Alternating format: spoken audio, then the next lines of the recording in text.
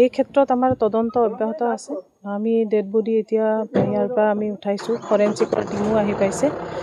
আমাৰ তদন্ত অব্যাহত আছে। যিগৰাকীয়ে মাৰিছোঁ বুলি কৈছে তেওঁ ইতিমধ্যে থানাত আমি আটক কৰিছোঁ আৰু তেওঁ থানাত আছে। এতিয়া আমি গোটেইখিনি তদন্ত কৰিহে আচল কথাখিনি গম পোৱা যাব।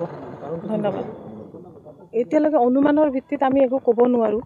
গোটেইখিনি ঘটনা ভালদৰে আমাৰ ইনভেষ্টিগেশ্যন চলি আছে, সেইখিনি শেষ হৈ লওক, তাৰপিছত আমি কাৰণখিনি আপোনালোকক জনাম।